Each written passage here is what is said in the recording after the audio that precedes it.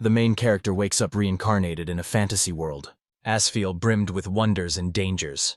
Streets bustled and dragons soared above. Magic flowed through the land like a fairy tale, shaping lives and adventures. Brave adventurers set out on quests, wielding power and courage against unknown threats. In this vibrant, mystical realm, endless possibilities awaited. He found himself in a dreamlike world, the one he had pictured as a child, surrounded by wonder and adventure. This new beginning felt like a second life, magical and full of promise. Yet a quiet weight hinted things would not stay so simple, and reality soon revealed its harsh side. Basic comforts were nearly non-existent, and bathing was unknown. Meals were tough meat and crumbly bread. The toilets relied on slimes to process waste. What seemed like a dream world soon proved much tougher than he expected. Life in the new world lacked the conveniences he once took for granted. Without electricity, the civilization resembled a medieval society. Lying in bed, he realized how much more comfortable his old life had been. Deep down, he longed for a world that matched the life he wanted. Light suddenly flooded the room, forcing him to shield his eyes. When he looked again, a door ahead glowed with an otherworldly light, and he moved closer, unsure what waited on the other side. At that moment, he realized the strange phenomenon had a meaning and discovered a rare ability called Moongate dimensional travel. That power let him travel across countless worlds, each with its own wonders and dangers. Some were ruled by dinosaurs, others were futuristic civilizations, and many stretched beyond imagination. Among those endless possibilities, his path finally led to a place unlike any other. Stepping through the portal, the scenery was completely different. Rather than a fantastical realm, he arrived in a quiet countryside village surrounded by mountains. Seeing a familiar sign, he knew he was in Japan, and shock and confusion washed over him as he realized he had arrived in the real world. Entering the quiet village, the boy realized it had been more than 10 years since he'd seen a place like this, and doubted he'd have another chance. An elderly man spotted the boy, surprised by the unfamiliar face, and asked why he was there. Caught off guard, the boy struggled to explain himself. After the snacks sold out, Alan proudly called it a success, credited the village mothers for their help, and joked that if it had been chocolate, the profits would have been huge. He realized how long it had been since he last ate food like that.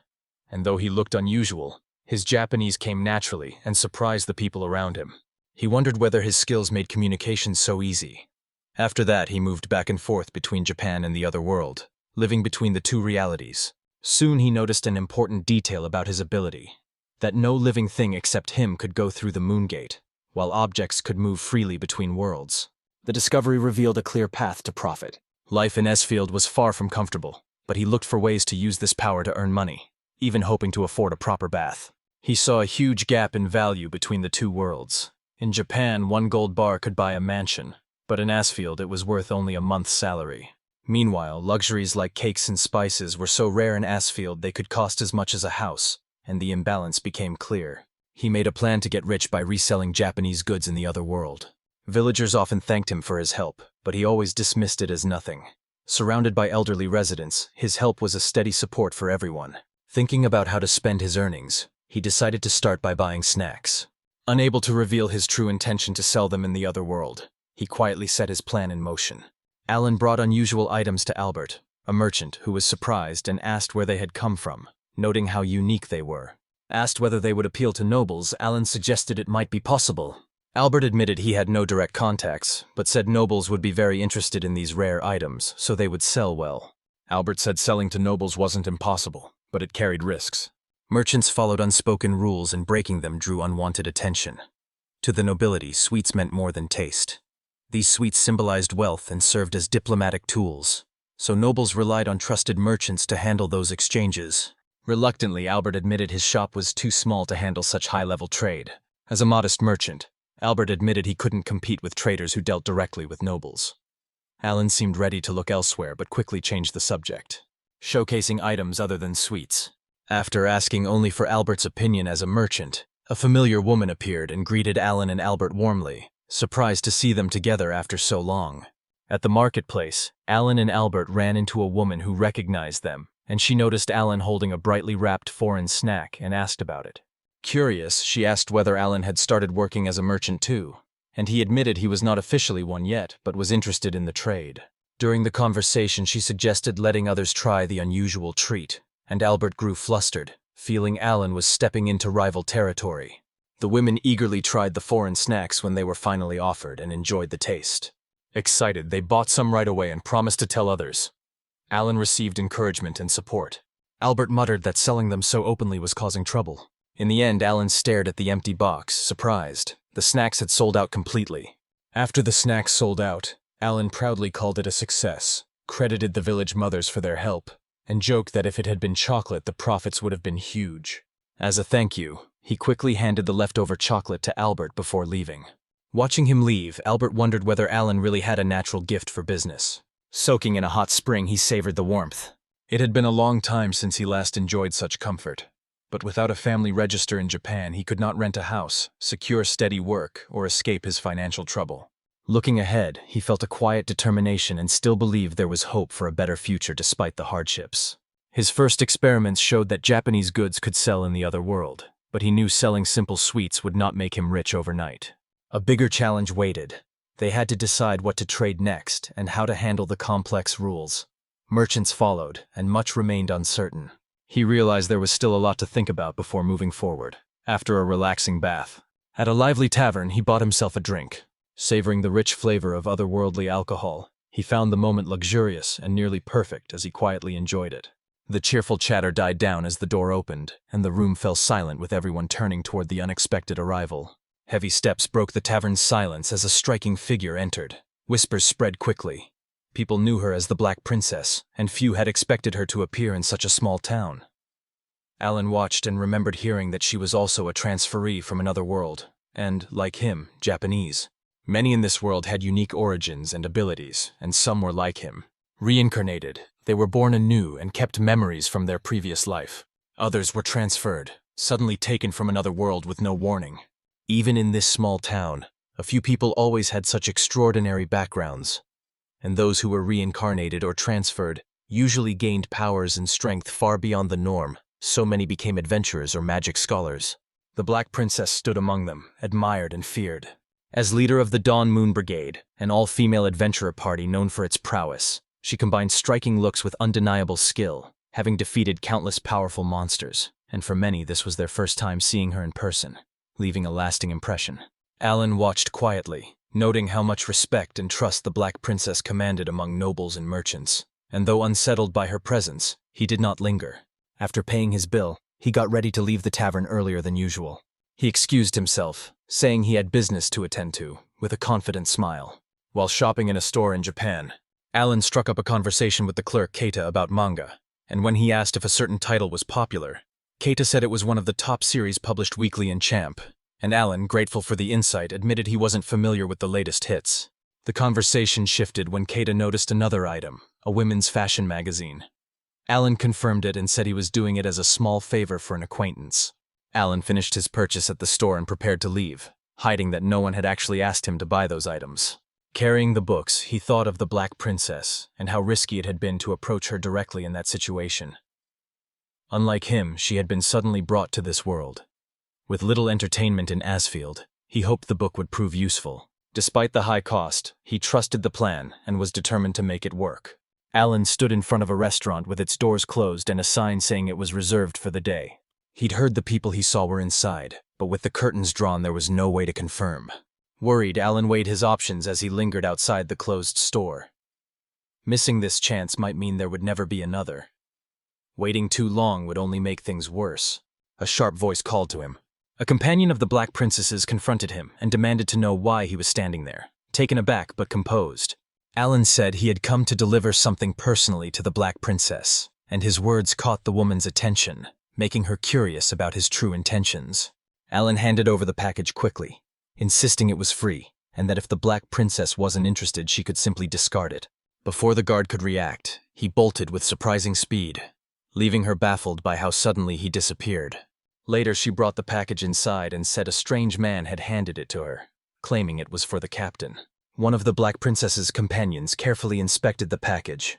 They checked it for danger and, finding no poison or harmful magic, agreed to hand it over. Presented to the captain in person, the box was said to be for her, and could be discarded if unwanted, and after the captain approved, the Black Princess prepared to open it.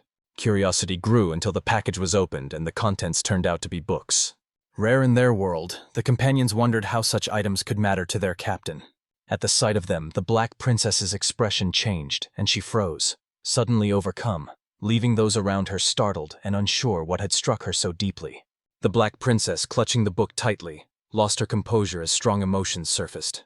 Calling to her companion, she urgently demanded to know who had delivered the package, making clear the contents meant a great deal to her, and she had to discover the sender's identity. Soldiers tore through the night streets, chasing a young woman they called the Divine Child.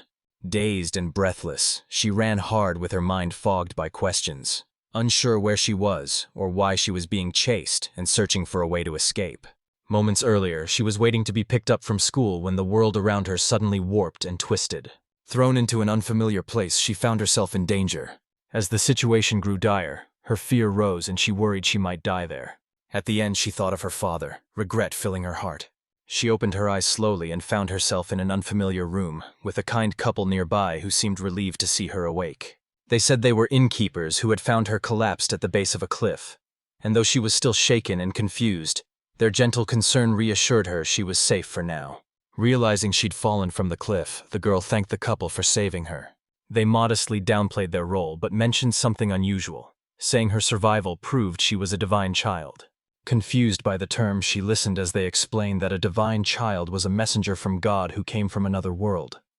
They said her black hair was the clear sign of this destiny. The couple said divine children were supposed to have special powers, but she clearly knew nothing about them. Overwhelmed, she said it had all happened too quickly and she knew nothing about it. They reassured her, saying she should rest for now and leave the questions for later, and she thanked them quietly, grateful but still unsettled. Once recovered, she said goodbye to the kind couple who had sheltered her and set off on her own. Determined to find a way back to her original world, she set out. Word of the divine child spread fast. People came to her side, and with their support she no longer had to face the path alone. And soon the Dawn Moon Brigade became known across the land. Surrounded by loyal companions, she felt lucky to have people who trusted and followed her without hesitation. Deep down, she hoped to tell them the whole truth one day. For now, she pressed on, guided by her secret and the bonds she'd formed. Alan walked into the bar, was greeted immediately, and the Black Princess confirmed he was involved with the letter. Once everyone acknowledged, they secured the room and prepared drinks, leaving the atmosphere private. They faced each other, the tense air making it clear how important the meeting was. Inside the bar, Alan and the Black Princess sat facing each other and began a cautious exchange. To ease the tension, he said it was just a conversation between fellow citizens. Curious, he asked if she was Japanese, and she confirmed, explaining her situation. Then Alan said he had been reincarnated. Alan said he was 20 and unemployed. Sayoji Shizuku said she was 18. The mood shifted slightly when they realized they came from the same place. Alan asked about her original name, and the girl said it was Shinjo Masato, explaining she had been an ordinary person who died at 25. She quickly apologized for sharing details she thought weren't necessary, and Alan said he didn't mind. He noticed she didn't seem surprised when he said, Sayoji, which puzzled him because it made him think she might come from a different era than other transfers he'd met, and she looked surprised that he didn't recognize her name, suggesting she might have been famous in a past life. Alan reflected that even though times had changed, he didn't feel it much because the world he lived in still resembled Japan's Showa period, and he revealed he'd been dead for 20 years. The revelation shocked Shizuku, who immediately asked if he could travel back to Japan. She grew hopeful, but Alan quickly clarified that it was impossible for her to return to Japan. Realizing the harsh reality, she knew that no living beings except him could cross between worlds. Alan apologized for giving her false hope. Alan saw her empty glass and casually offered to pour her a drink, and she hesitated, noting the owner wasn't there. Alan rummaged around, pulled out a bottle with a cheerful smile and offered it as an option. He presented it confidently, as if he'd just thought of a good idea, and she accepted the drink, taking a cautious sip. This tea was unlike anything she had ever brewed at home, and its taste, aroma, and overall feel were completely different. Though unfamiliar, she enjoyed it, savoring its unique flavor with quiet appreciation. He realized he had briefly forgotten her actual age, taking her maturity for that of an older person, though she was still in high school. Embarrassed to show a vulnerable side, she opened up and he reassured her gently. She still longed to return to Japan, but found comfort and happiness in the small connection they now shared, and memories of soba returned to him, bringing back the tears he shed when he first tasted it after being reincarnated. He felt something he knew she would understand, and she agreed to be his sponsor, asking him to prepare the items she wanted in return. He accepted. It reminded her that he had no family register and no steady income, which made some things difficult, so she sent a letter and then steered the conversation toward his skills. She asked if he handled documents well and hinted she had something else in mind for him. The captain gathered her group the next morning. Introducing Alan as a new member, she vouched for his trustworthiness. Some of the others looked shocked when they recognized him as the strange man they had met the day before, and Alan, sensing the tension, tried to greet them, though the atmosphere was sea. The group raised concerns about Alan joining, noting he was a man and doubting that was appropriate. The captain stood firm and assigned him to manage supplies because he could read and calculate, and put Anna in charge of training him. Alan's loud reaction showed he was completely shocked by the unexpected responsibility. Alan thought about how hard it was to earn the captain's trust, and admitted he never expected to join the brigade. People noticed the captain was unusually lively around him, something they had never seen before. Even then, a man joining the Dawn Moon Brigade was considered extraordinary and almost unheard of. Alan received the catalog and immediately saw how overwhelming the workload would be. He asked whether one person had handled everything until now, and Aina confirmed they had. Except for the captain, only she could do the calculations, so she had to handle everything herself. Aina chose to check the stock herself and told Alan to handle the supply run, assuring him merchants would give fair prices if he mentioned the brigade's name. Alan agreed. Before he left, he told her not to overwork. Aina gave him a small wave as he walked away. Alan walked through the crowded streets, deep in thought. Joining the Dawn Moon Brigade was unexpected, but he was now part of it and began to picture himself as their merchant, with chances to trade with nobles. Despite his doubts, he knew he had to prove himself by showing results and earning acceptance as a true member of the group. And just as he made that decision, someone called his name. News of Alan's involvement with the Dawn Moon Brigade spread quickly, even reaching the local housewives. She asked him excitedly, tying his position to rumors of a relationship with the Black Princess and feeling flustered. Alan shrugged it off, insisting he was just an extra whose trade had only caught her interest. Yet the rumors still hung in the air beyond his control. Although Alan thought of himself as just a supply errand boy, the townsfolk saw him differently, congratulating him on his first day as a merchant, praising his snacks, and offering him the best deals in their shops.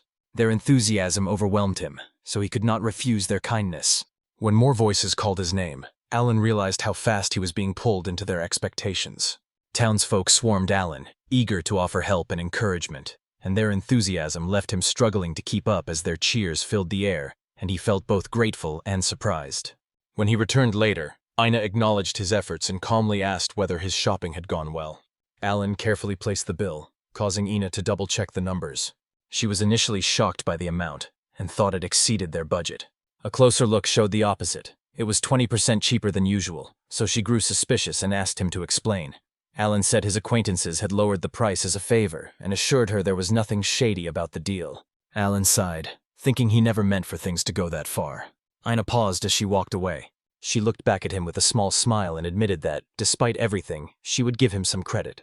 Alan walked through the smoke with a calm expression. This showed that Japan was a peaceful place. A letter from Sayoji lay in his hand, and he wondered what fate awaited Japan as the weight of the document pressed on his thoughts. At last they reached the royal capital, a vast fortified city that stretched across the land. When the long journey ended, they were told that from that day on, Lineberg would be their base. The new team house was fully prepared, and each member was told to check their assigned room. Someone asked Alan if he planned to go to Japan after finishing his current tasks. He agreed quickly but asked if they needed anything specific, and they only said he'd understand once he arrived. And before he left, they told him to take care while he remained doubtful about the request. Arriving in Japan, Alan was immediately unsettled by the strange commotion around him. Cars and people filled the area, making the mood tense. And amid the crowd, Alan spotted a familiar face, Genji, who greeted him warmly after a long absence. But he stayed puzzled, unsure what had caused the fuss. Genji told Alan the people in the village were from the Sayoji group and had been searching for him for a week. Not knowing who they really were, Alan chose to confront them directly, moving forward with a mix of caution and resolve. Stepping forward, he spoke up, ready to learn why they had been looking for him. A woman approached Alan and immediately confirmed his identity after he gave a quiet nod. She told him to get into the car, saying it was hot outside. As the air grew heavy, someone nearby lit a cigarette, signaling the start of a tense encounter. In the car, she said it took a lot of effort to track Alan down, and she even mentioned how hard it was to find cigarettes in the area. Kamiki Akira introduced herself, asked him to call her Akira, and quickly steered the conversation toward the Saoji family's letter. He pressed Alan, hinting he knew more about the young woman than he admitted. From inside the car, Kamiki reported the target was secured and requested support. She assured Alan that if he cooperated, he would not be harmed. Calm and cold, she reminded him that ideally he should return home with all his limbs intact. The threat hung heavy in the air. While the car sped down the highway, Alan asked about the Syoji Group. Akira said it was a powerful corporation active in core industries such as information technology and real estate, operating in Japan and abroad as a vast conglomerate with influence across many sectors. Once among Tokyo's wealthiest, the Syoji family grew in influence under Ryugen Syoji, and the Kamiki family, including Akira, had served them for generations. Akira had been close to the young woman since middle school. She later worked full-time for the Syoji household. She remembered how the young woman preferred her tea and always said it was the best. Akira served tea to the young lady, who praised her and said there was no need for formality when it was just the two of them. It was clear they were close when the young woman casually asked if Akira had recorded a show called Yumikoi. After Akira confirmed, the young lady suggested they watch it together that night. Since Akira would be staying permanently, she agreed with a warm smile, happy to fulfill her mistress's request. Preparing for Shizuku's return, Akira heard the noise outside grow louder. A servant rushed in with urgent news that Shizuku had gone missing, and Akira was so shocked she dropped the tray she was holding, sending everything crashing to the floor. Everything happened so fast that chaos erupted and everyone demanded answers about Shizuku's disappearance. Questions flew about the guard's failure and the chance of a mistake, and Akira raced to the security room to review the camera footage. Footage captured Shizuku standing in the courtyard. In an instant she was gone, leaving no trace. Akira said the search for the missing young woman had stretched across the globe, with expert teams sent, but they found nothing. Despite their efforts, they found no clues, only Alan, who admitted he had deceived him earlier. After apologizing, Akira said firmly that it was Alan's turn to explain everything. Escorted into a large building, Alan was surprised to find such a modern structure near Akane village. Guards led him to a room where a man waited by the window, and the escort announced that Alan had been brought before Chairman Ryugen. The man turned slightly and asked if Alan was really who he said he was. Alan answered calmly that he was. Chairman Ryugen watched Alan closely and saw that he matched the description in his daughter's letter. Alan felt the man's intimidating presence and instinctively stepped back, wondering if everyone at big companies had that kind of aura. Ryugen laughed and reassured him, told Alan not to be so cautious, and made it clear he knew Alan was not a kidnapper. Alan, still tense, admitted the encounter had left him shaken. Ryugen confirms the letter is authentic, proving his daughter is alive, and that Alan is trusted. He says the letter could not have been faked because it used a secret family code and even described Alan's appearance. Shizuku disappeared 3 years ago while under heavy guard, but she is now confirmed alive. Just when Ryugen was at a loss, he received a handwritten letter from his daughter. In the message, she said she had a collaborator and asked that he receive support. Convinced by her words, Ryugen turned to Alan to ask if he had any information.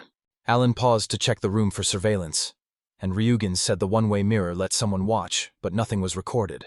Security was already strict, and when tension rose, the guards drew their guns, ready to act, but Ryugen stepped in and ordered them to lower their weapons. Alan revealed his power, conjuring a glowing gate before their eyes, a sudden sight that stunned everyone present and left them speechless. Alan revealed the gate he made led directly to another world where Ryugen's daughter lived. Everyone was stunned by the revelation. He added that only he could pass through the gate because no other living creature could cross it. Again, Ryu examined the mysterious gate with awe, unable to believe what stood before him. Alan explained that on the other side was a fantasy world where his daughter led an adventurer party, and he served under her. Ryugen was stunned by the reality unfolding before him. Skeptical about the unbelievable truth, Ryugen decided to trust Alan after seeing the gate. Handing over a smartphone, he asked Alan to prove it by taking a photo of his daughter, and Alan agreed. He felt the weight of the responsibility on his shoulders. Ryugen admitted Alan's motives were unclear, but the letter was unquestionably genuine. Grateful, he thanked Alan and asked him to pass on his regards to his daughter. Alan agreed and sealed their trust with a firm handshake. Calmly, Shizuku asked Alan if he'd met her father. Alan remembered being surprised that Ryugen had gone to the countryside himself, and how many people had come to the village where he was staying, and Shizuku accepted this, remembering she was the successor then. Alan then said Ryugen had given him a smartphone and asked for Shizuku's photo as proof. Shizuku borrowed the device and immediately proved she knew it well, confirming Alan's suspicion. A recorded message from her father played, speaking directly to Shizuku and confirming that she had survived. She smiled at the message's personal, reassuring tone, recognizing it as just like her father. while Alan marveled at the device's picture quality and was surprised by its clarity. Shizuku held her phone tightly, touched by the message, her eyes soft with feeling. Alan quietly thought it had been rude to watch. Later that day, Shizuku walked the halls looking for Alan to return his phone. Alan rejoined the group as everyone gathered, and they talked excitedly about the smartphone. The team prepared to take group photos and invited others to join. Slightly surprised, Shizuku was drawn into the moment as everyone insisted she join them too. Alan lifted his phone and counted down before taking the photo. The group stood together with Shizuku at the center. They posed as the device took their picture, creating a cheerful moment for everyone. Alan was gradually fitting into the group, though he still felt distant from some members, and Shizuku reminded him he also needed to get used to their new base of operations. The Royal Capital Bazaar came up, a huge weekly market where merchants from across the country sold rare items, and this piqued Alan's curiosity while the group's adventuring activities were temporarily on hold. Alan learned more about the Royal Capital Bazaar, a market with stalls run by commoners and nobles, and became curious. He wanted to know if the event let anyone open a stall. This clearly showed his interest in the possibilities it offered. Alan received the Royal Capital Bazaar application form but was unsure what to sell. Lost in thought, he barely noticed when Lazuli, Ryuka, and Camille came back, and they immediately saw he was distracted and wondered what he was doing. Alan moved to leave, fearing his presence would unsettle the group. The girls reassured him that no one thinks that way anymore. On reflection, they admitted no decent man had ever joined them before, which explained their initial doubts. The girls noticed the captain seemed calmer since Alan joined. They welcomed anyone who could help the brigade, and even Ina praised him. Someone called him a younger brother, and another said he was more like a father figure, leaving Alan puzzled but quietly relieved to be accepted. Alan considered opening a stall at the bazaar, but only on a trial basis. Unsure what to sell and unable to afford expensive items, For now he chose to sell sweets because it was the simplest idea he could think of. Alan couldn't decide what would sell at the bazaar, while the others suggested focusing on goods nobles would want. After thinking for a moment, one of the girls hurried to the shelves and pulled out a book, putting it forward as an idea. The group got excited about the captain's recommended book, enjoyed the idea of reading more, and even liked the thought of learning Japanese from it. Alan realized entertainment items could work well, but books might be expensive. Noticing their disappointment, he agreed to stock at least a few, and their spirits lifted right away. Alan remembered the promise and knew it would cause problems. On his way to the city, doubt nagged him about whether Chairman Ryugen really believed his proof. When he arrived, people welcomed him formally and were already expecting him. Kamiki introduced herself as Alan's new attendant and said she was eager to work with him, but as she moved to guide him, Alan suddenly left, startling her. Alan was still flustered from earlier. Apologizing, he said he was relieved that Ryugen seemed to believe him. Kamiki confirmed Ryugen was pleased, especially after Alan brought the mysterious ore. They identified it as an unknown substance, leaving no reason to doubt him. Alan received full support during his stay. ID documents, a furnished place with basic necessities, and an unlimited black credit card. At last he saw his new bank account and was shocked to find it already held a huge sum of money. Alan got a lot of support, but it came with conditions. They required his cooperation to study both his abilities and the mysterious gate. Most importantly, his job was to help Shizuku as much as possible. They asked Alan to cooperate. Startled, he agreed and promised, feeling relieved. Taking charge, Kamiki said she would take care of his protection and support, and that he could ask for any help he needed. Alan walked through the city with Kamiki. Realizing he knew little about Japan's current situation, he wanted to build connections. He planned to open a shop to build connections in the royal capital, where he had no existing ties. Alan was determined to earn his wealth by his own efforts, instead of relying on outside support. He believed winning the noble's favor would give him financial stability and valuable connections that would also help the brigade, and Kamiki, reassured by his earnestness, asked what he intended to purchase. Alan found what he wanted and excitedly pointed to the card games. Kamiki looked unsure, and Alan explained that people in Asphale had little entertainment. Simple items like trading cards or board games could draw attention, and though he wasn't sure which would be best, he thought they could stand out even among the nobility. Alan discovered the Sioji group ran many businesses, including trading cards, and Kamiki confirmed this by casually arranging for an entire warehouse of their cards to be delivered. Seeing how easily it was handled, Alan realized that for Kamiki, that large-scale order was only a trial. Alan thanked Kamiki for helping him. He said he could manage alone while shopping for sweets and books, but Kamiki firmly insisted on staying by his side. He explained that his safety mattered too much for the young lady's sake. Alan, seeing her determination, accepted her presence. Alan wandered into a shop packed with books, CDs, games, and manga. Modern DVDs amazed him because they were much thinner and more compact than anything he had known. Amazed, Alan compared them to CDs and realized how much the world had changed since his time in a canny village. He spotted a popular game called Yumikoi was a name he knew even Seoji enjoyed, and its growing popularity felt like another sign that times were changing. Browsing, Akira fell quiet with nostalgia and admitted that Shizuku had once invited her to watch the show Yumikoi together. It never happened. The memory was bittersweet and left Alan unsure how to respond.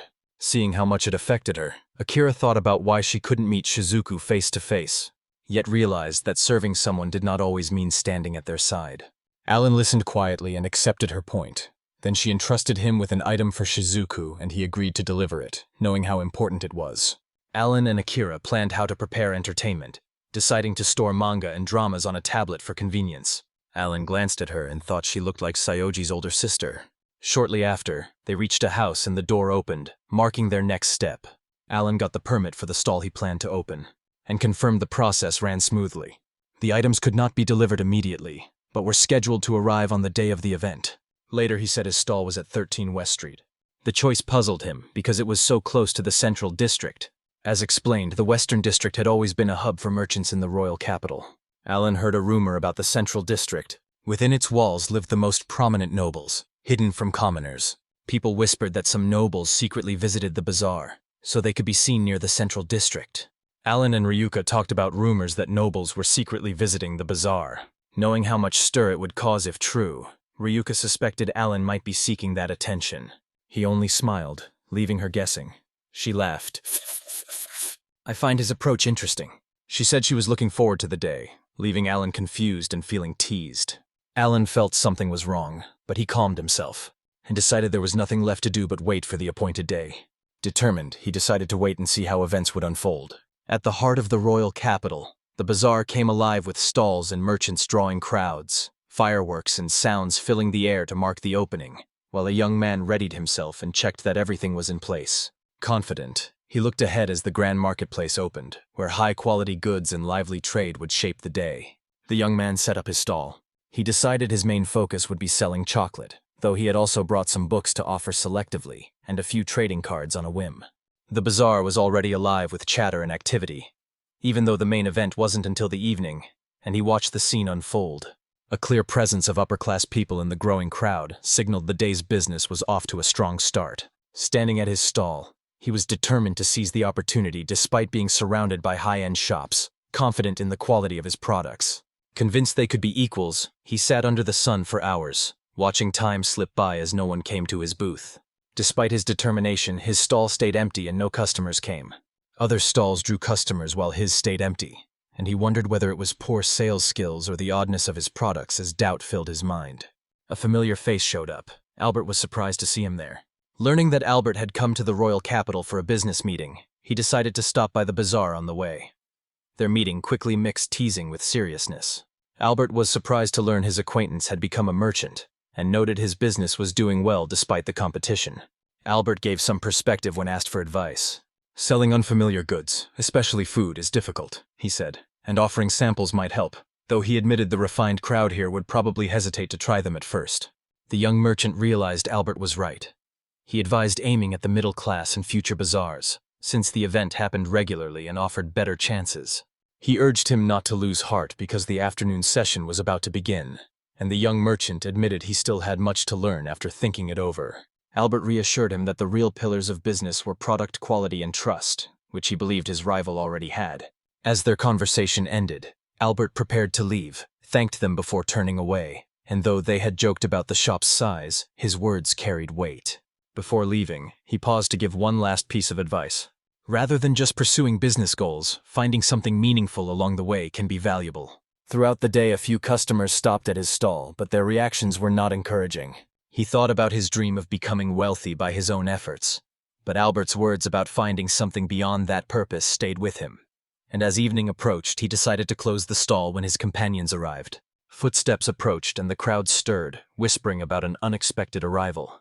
A murmur ran through the crowd as a well-dressed young boy, escorted by armored guards, approached, drawing every eye, and quiet whispers confirmed he was the eldest son of Marquis Castellano. The young merchant could hardly believe it and wondered why someone so important would come to the bazaar. The young heir walked through the bazaar, inspecting the stalls with curiosity. Whispers spread fast, confirming the rumors about his disguised visit. The merchant realized it was true, felt a wave of pressure, and forced himself to stay calm. Soon the young noble paused in front of his booth, studying him with interest and wondering aloud what kind of stall it was. Proudly the merchant displayed his wares as rare items from around the world, focusing on sweets and toys. Chocolate stood out as he described its unique aroma and offered the young noble a sample. Ignoring the guard's warning that someone of his status shouldn't eat at a commoner's stall, the boy dismissed their concerns and decided he would take responsibility and explain himself if anyone asked. Curious, the young noble asked for more details about the strange confection. The merchant explained how chocolate was made, from grinding cacao beans and mixing them with sugar and vanilla to letting the mixture solidify. Shown how to hold it to prevent it from melting, the boy carefully followed the instructions and took a bite. A rich aroma and flavor surprised him and left him briefly speechless. The merchant worried the flavor might be too strong, while the noble's eyes lit up as he savored it and called it amazing. Relieved, the merchant explained the price was 30,000 gold for a pack of 8, offered at a special introductory rate. The items seemed inexpensive to the young heir, so he immediately bought them all and paid without hesitation. The young noble insisted on paying above the set price, saying it was a reward for being pleasantly surprised. Curious, he asked about the other items at the stall, and the merchant showed him conpeto, a sugar candy, then caramel. Intrigued by another sweet made from sugar, the noble showed interest in all of them and bought everything offered without hesitation. Before long, the noble had spent a fortune. His purchases piled up one after another. A stack of paper bags on display caught his eye. The merchant said they were packs of trading cards, 5 random cards each, for a game where players build 40-card decks and battle each other. The rules were in the booklet, and the noble's eyes lit up as he decided to buy every pack of trading cards. Opening one, he took in the intricate design and the artwork's beauty. The quality was far better than he expected, which made the cards feel more valuable, and when the prices were fair, he thought they would make good souvenirs, while the merchant quietly felt both grateful and conflicted at being trusted so easily.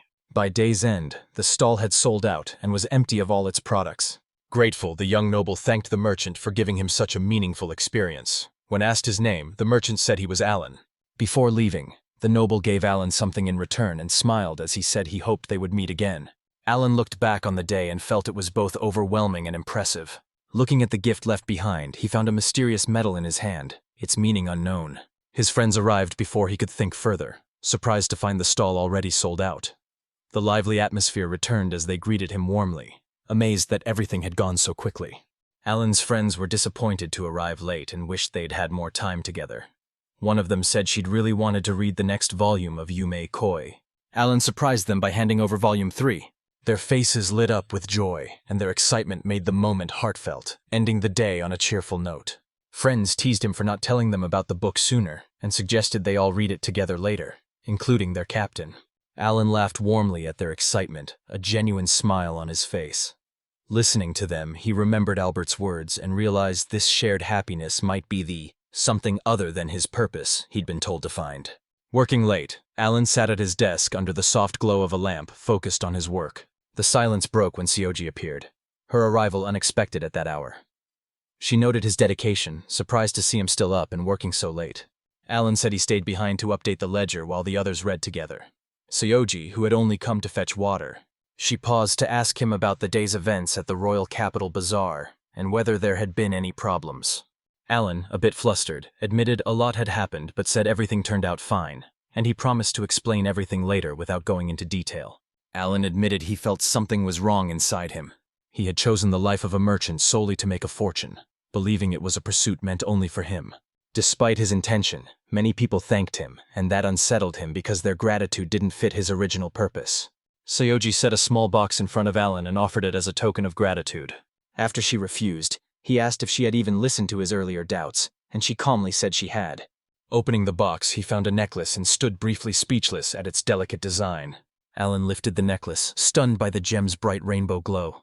Sayoji said it was a rare gem used to channel magic, but she admitted that even a gift like that could not fully express her gratitude. He told him that no matter why he became a merchant, his actions had let her reconnect with her family and Akira, and she was deeply thankful regardless of his motives. Alan chuckled awkwardly, remembering Chairman Ryujin had once told him something similar, joking that father and daughter were alike. Sayoji became serious as she spoke to him directly. With a steady gaze, she entrusted Alan with the important responsibility of looking after her father and Akira from that moment on. Alan agreed to Sayoji's request and promised to do what he could. Noticing how much she resembled her father, he reflected on their words. Sayoji then thanked him again and promised to cherish the gift. Alan nodded quietly as the young noble came back from the bazaar, remembering how much he had enjoyed the day. On arriving, someone scolded him right away for sneaking into town again, but he smiled, brushed off the reprimand, and said he had brought a gift this time to smooth things over. Waving cheerfully, the young noble bade farewell, promised to return the next day, and left them behind. Curious, the figure looked down at the gift in their hands, a box labeled chocolate, a taste of the rare, unfamiliar world he had brought back from the bazaar as they sat quietly on the bench. Alan fiddled with the mysterious metal he'd received, the metal clinking softly. Lost in thought, he studied its odd design until someone nearby immediately identified it as a Pramaka metal, suggesting the unexpected gift had deeper meaning. Camille soon joined Alan, greeting him cheerfully as she took a break from training. Alan, curious, quickly showed her the strange metal he had received earlier. Camille recognized it at once and showed surprise, suggesting she understood its significance. Alan and Camille were soon invited to join the others for tea, although Alan still wanted to ask more about the mysterious metal. The moment passed as the lively atmosphere carried him along. A table displayed an assortment of colorful, beautifully shaped sweets, whose playful designs immediately drew excitement and curiosity. The group gathered around the table and enjoyed the cookies Alan had given. Treats shaped like tiny animals brought cheerful reactions and playful curiosity. Laughter and light chatter filled the room as everyone admired the designs and savored the food and the moment, and Alan felt a little out of place even as the warm atmosphere remained peaceful. Over tea, the conversation turned to the bazaar, and when Alan was asked about his results, he said it had been a huge success mainly because one person bought all his products, leaving everyone shocked that everything had sold at once. Alan said the same person had given him the mysterious metals, so the group, curious, asked to see them. Though some doubted the story, Alan insisted it really happened.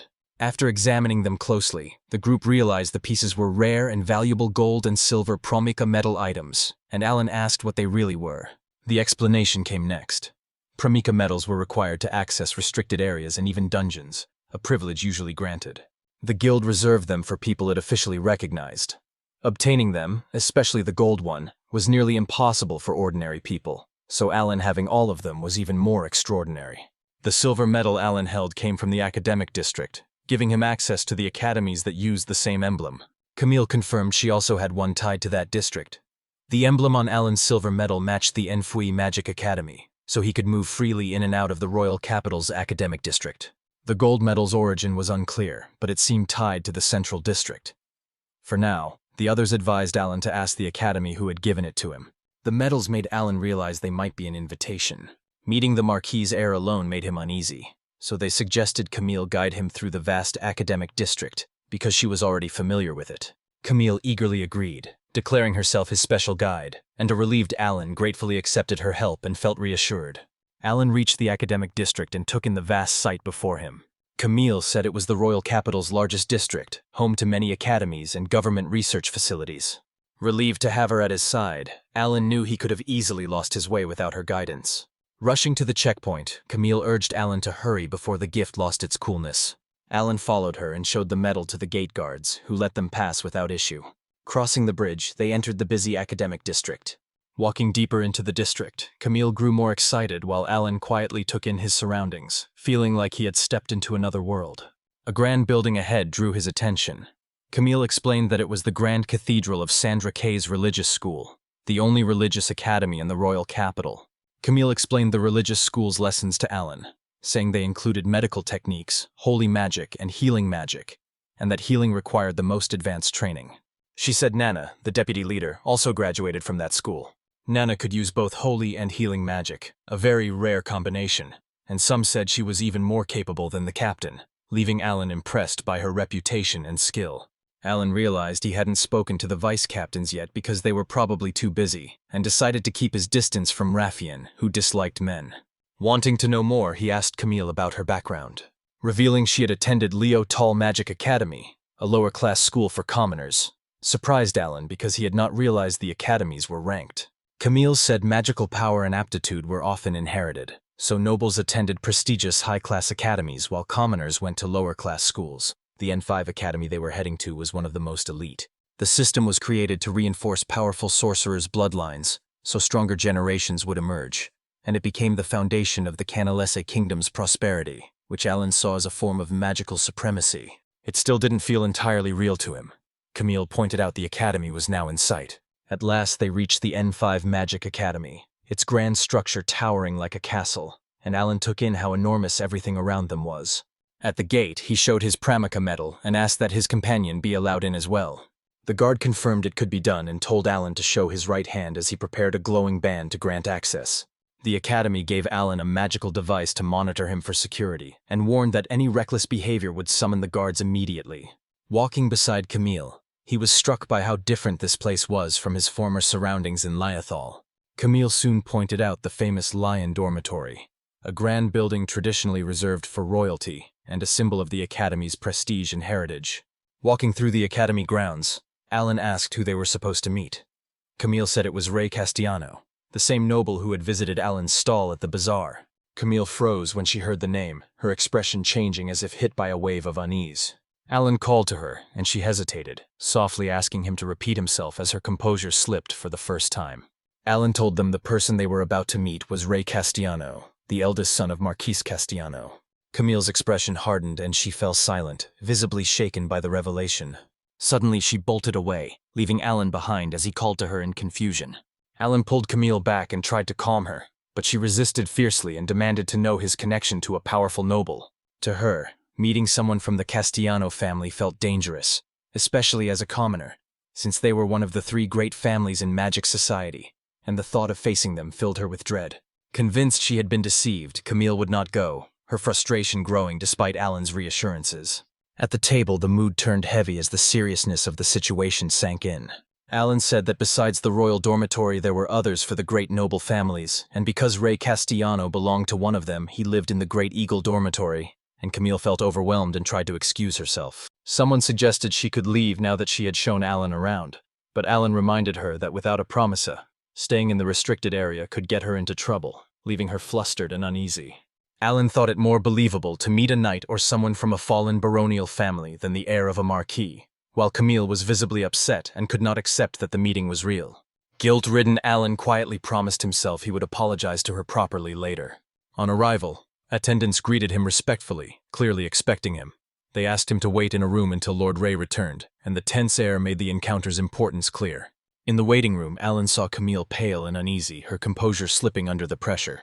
Despite her efforts to reassure him, she looked overwhelmed, as if her spirit had briefly left her body, and Alan watched with concern, unsure she could endure much more of the strain. The door clicked open, signaling the arrival of the person they had been waiting for. Rey greeted Alan warmly and said it had been a while since they last met at the bazaar. Alan thanked him for the invitation, and Rey said calmly that Alan did not need to be so tense because Rey had invited him.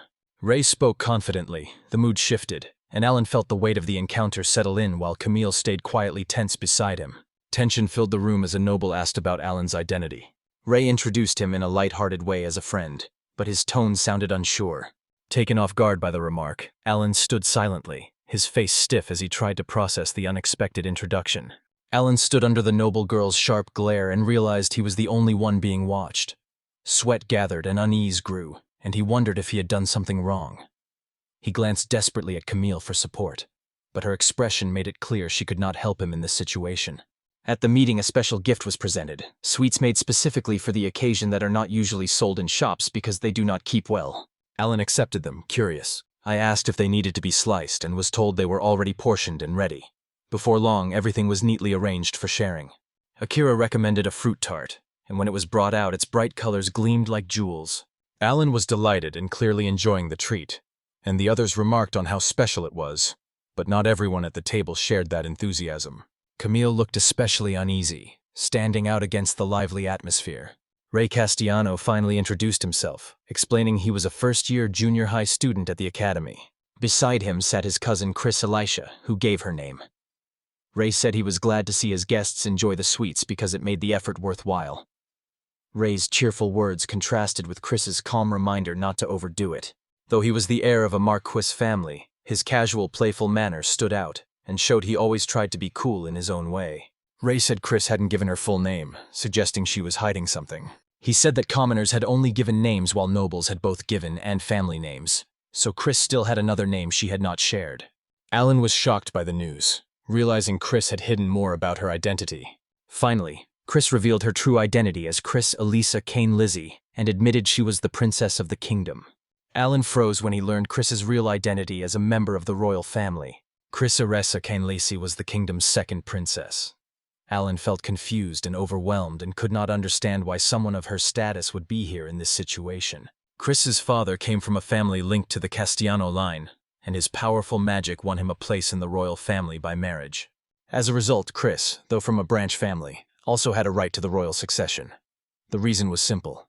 The awakened one of the royal bloodline had magic stronger than the former kings. Ray said that even among commoners, some were born with great magical power, no matter their family. Turning his gaze to Alan, he made it clear with a confident smile. Alan was one of those rare people. A cold realization made Alan tense and uneasy as Ray's words echoed in his mind, and according to the teachings of the Zain religion, the awakened were regarded as divine children chosen by the Creator, with perception and awareness far beyond ordinary people, and Ray admitted his request might be unreasonable, but was determined to have Alan meet Chris. Alan realized from the conversation that the princess was probably a reincarnation too, and that the day's encounters and revelations had all been deliberately planned. Conflicted, Alan knew he could not stay silent about the nobles, but he did not know what to do. Chris calmly pointed out that being awakened didn't automatically make someone special, and explained that Ray's situation came from accusations that had some basis. Reminding Alan that reincarnated people were rare, and even the strong usually had only Viscount-level power, she gave a sharp look and doubted her own reasoning. Alan was left to ponder her words deeply. Ray nodded softly, admitting Chris was right. Though they looked young, neither seemed like an ordinary child. The atmosphere felt far more mature than they were. Alan was left with the impression that he was dealing with people on a whole different level. When the meeting ended, everyone said goodbye.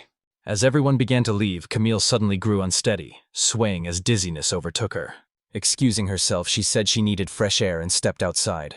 Alan watched her go and felt uneasy, unsure if she was really all right. In the quiet room, Camille sat quietly until Alan came in and closed the door behind him. She steeled herself and asked if they could talk for a while. Alan agreed immediately and said he also had something to discuss. Alan addressed her respectfully as a princess and felt nervous standing face to face with her in silence. To break the tension, she asked him to lift his bangs, and he complied despite being confused. Brushing his hair aside, he revealed his full face, and both froze in the unexpected moment. Growing more excited, the princess insisted Alan lift his bangs again, and when he did, she said he looked like Hakuba Issei, her idol from the social game Wonder Stage. Alan was more than similar to her. She was certain he was Hakuba's very reincarnation.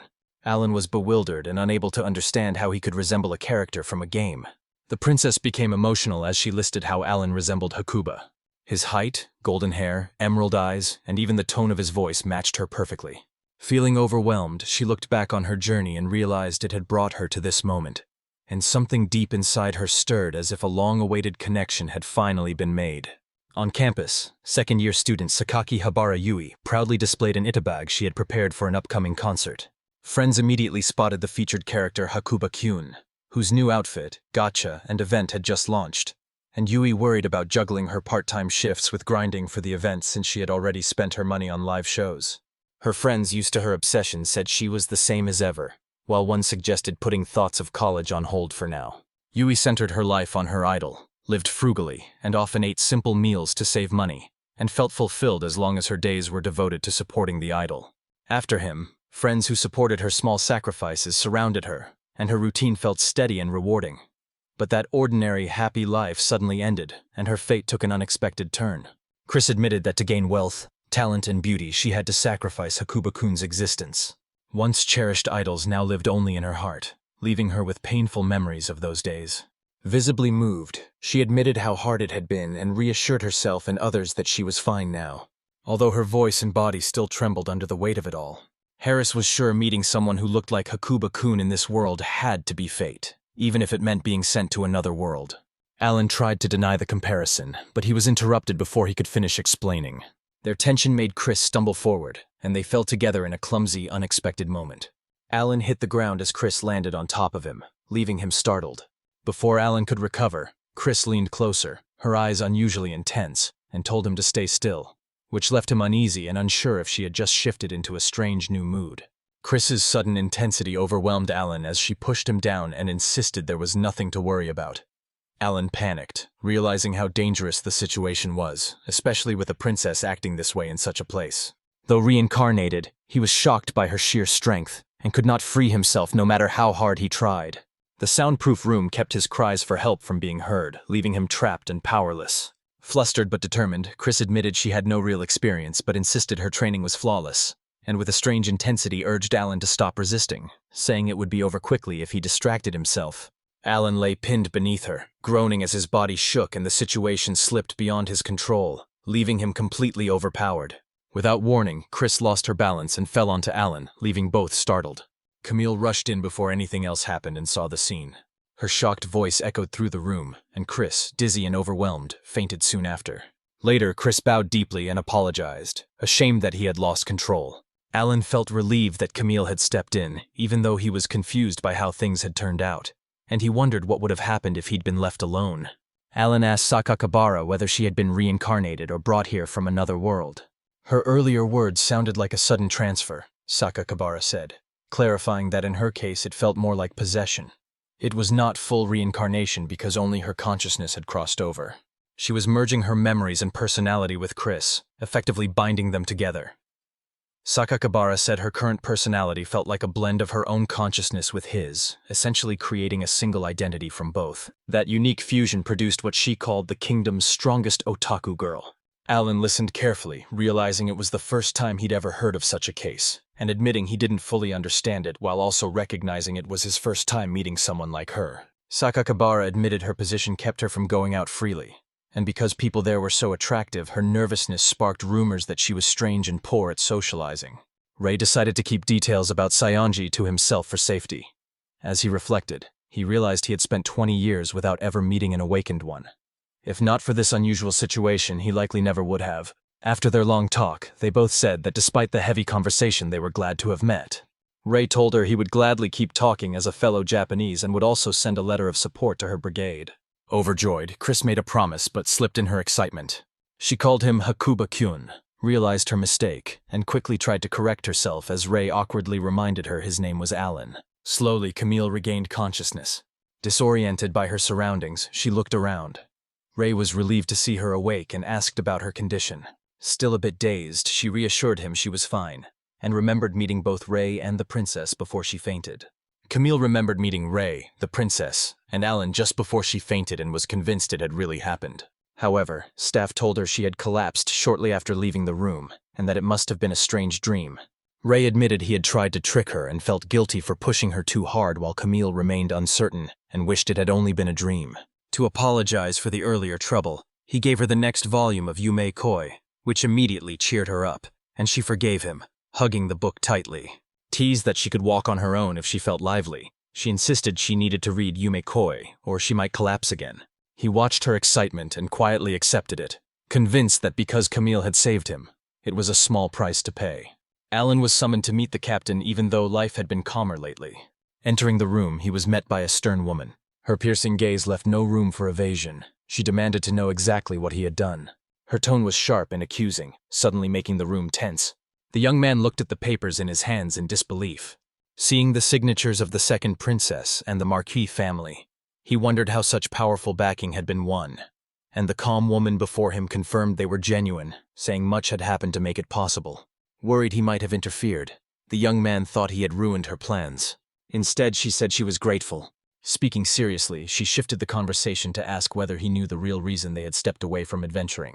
To succeed in the royal capital, she said you needed strong connections, a steady supply chain, and skilled craftsmen, none of which was possible without credibility. Regional cities could rely on local lords, but the capital was different. Despite their skill, the group was dismissed. The nobles and merchants she worked with were untrustworthy, and worst of all, her efforts were undermined simply because she was a woman. The group asked the man for his support. They offered him a share of the profits from their operations. He rejected the offer, saying money meant nothing to him and hinting that he wanted something very different in return. The man bluntly demanded that she become his mistress or hand over one of her beautiful companions. Angry, her ally reacted sharply, but she remained calm. Firmly, she declared she would never betray herself or her comrades, closed the meeting, and left with dignity, acting as if the encounter had never happened. As they left the room, the man fumed over their defiance. Walking away quietly, she held back her frustration.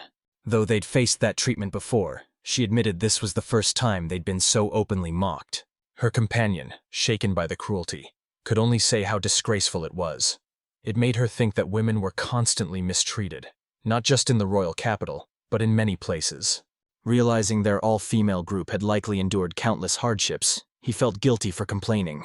Apologizing, she said there were still decent people like him, but her experiences had left her tired. They talked about the man they'd just dealt with, Alex Barn, chairman of the Barn Company, who was tied to a struggling Knight family. Control of transport between the royal capital and nearby cities made him powerful and dangerous, so be cautious when dealing with him. Noticing signs of exhaustion, someone reminded him to rest. By early morning, she was already buried in paperwork. Her desk was piled high with documents. Noticing the growing workload, he wondered whether it had increased since before. When another companion entered the room in surprise, it became clear their responsibilities had only grown heavier now that they no longer had to pursue outside contacts. Alan entered with documents and was quickly told that many people wanted to meet them. Everything shifted when it was revealed he had gained support from both the Marquis and the second princess. It caused a stir and drew immediate attention from those who had heard the rumors. Alan was told he would have to give a proper explanation later, while Anna was asked to handle the arriving guests. Overwhelmed, he could hardly believe how quickly the situation had spiraled out of control. Observers noticed Princess Chris, rarely seen in public, showing interest in their growing connection, which made the situation more serious. As they prepared to resume adventuring, she said they would need his help to stabilize their base. The role served as the brigade's sole merchant, managing supplies and trade. Their battles produced monster materials the guild sold for high commissions, so she relied on him to handle sales directly and keep the profits in their group. Admitting they lacked the manpower and experience to expand further, she said the situation would remain unchanged for now. Still, she promised to make sure there were enough staff. Worried about the workload, she asked him directly, and he reassured her that he was glad to be busy. Accepting his answer, she said his name in a thoughtful tone. Looking back on her journey, she remembered saying it felt odd to be thanked for acting out of self-interest, because she believed that was simply what an adventurer did. Her goal of returning to her original world had changed, and she now focused on what was right in front of her, the companions who had always stood by her side. He nodded quietly at her resolve. Exhausted, she sighed with relief that the long day was over. Negotiations continued to move forward smoothly, but the constant stream of visitors wore her down.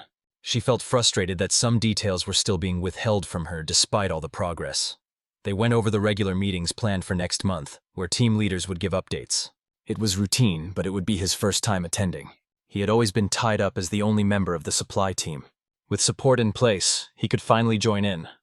She asked whether he was truly good at calculations, noting how precise he always seemed. Reluctantly, he admitted he wasn't handling everything alone, and had help from others. Even so, she gave him the accounting documents to handle, and he agreed without objection. Left on his own, he began working confidently. A wave of his hand made a computer appear. Typing rapidly, he relaxed and smiled, admitting his speed came not from skill alone, but from the modern conveniences he quietly relied on. Reviewing the spreadsheet, he noticed one section was unusually costly.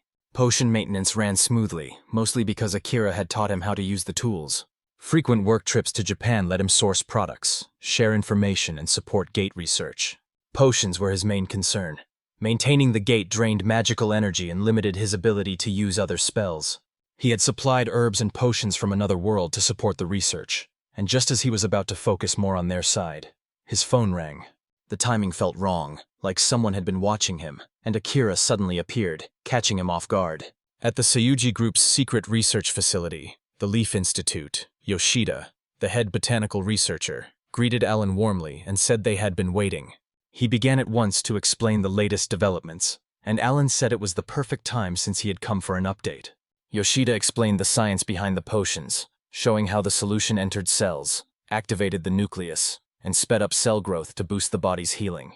Potions helped by boosting the body's natural recovery and temporarily patching damaged tissue to speed wound healing. The herbs used as ingredients were genetically similar to plants found on Earth, he noted. Yoshida said the plants alone were not strong enough to cause such drastic effects on the human body. The real cause was the unknown force they called magic. Alan wasn't surprised. Already suspecting it from earlier exams, he felt briefly unsettled when he compared himself to those stronger than him, though he tried to brush it off. The group discussed trying to grow medicinal herbs brought through the gate. Some plants survived, but their effects were weaker. The likely cause is the scarcity of mana in this world. Developing a stable cultivation method could be a breakthrough, but most plants withered before they could be studied. Yoshida suspected the real problem wasn't a mana shortage, but some opposite factor he hadn't yet understood. Yoshida asked whether plants in this world could store mana and what effects that might have. Seeking to explore further, he asked Tsukamoto to guide Alan through the facility. Researchers took Alan to another lab for more research. They showed Alan ordinary earth plants chosen for their genetic similarity to herbs from the other world. Asked to channel a little magic into one of them, he hesitated, but complied, and the plant gave off a faint glow, and the observers fell silent at the unexpected response. Nothing was visible to the naked eye, but Alan admitted he felt something while channeling magic and left the outcome to the test results. The researchers thanked him and said they would share updates after they finished the analysis. They also noted the man could dissipate and said he might need to repeat the process several more times. While the financial report was being prepared, nervousness lingered before the upcoming meeting. Some people were attending for the first time and did not know what to expect. Noticing the tension, Alan promised he would step in and follow up if anything went wrong, easing their worries a bit. At last she asked why he always carried those mysterious items, admitting she had grown curious, and Alan brushed it off, promising to explain later. Pressing him, she pointed out he had never given a clear answer, and he insisted he'd explained as much as he could, but his vague reply only made her more suspicious. Alan assured her the supplies he carried were for the brigade and told her not to worry. Watching him quietly, she noticed something different. With a thoughtful look, she said he had changed, and he seemed unsure what she meant. At the meeting, Lafine said they had gathered information about the dungeons near the royal capital, and that several parties would challenge them in 2 days. After she finished her update, the discussion moved on and asked for the mage team's next report. Nana reported that since Alan joined the brigade, it had been flooded with requests from male adventurers wanting to join as well. None were qualified, so they were all rejected. Alan was surprised to learn they handled such issues and felt a little guilty. Another recommendation was presented for consideration. Piana Ishan was introduced as a candidate from a knightly family with a strong aptitude for healing magic. Although they hesitated about whether she fit their needs, they argued 6 months of training would allow her to reach her full potential. One person confidently said only one of them had actually seen her hidden talent and urged bringing her in now. They approved the new candidate and set her terms and conditions equal to Nana's because they trusted her judgment. After the mage team presented, the meeting moved on. Nervous but determined, the next speaker gave an update that, despite yesterday's incident, supply negotiations were settled and new blacksmiths were secured.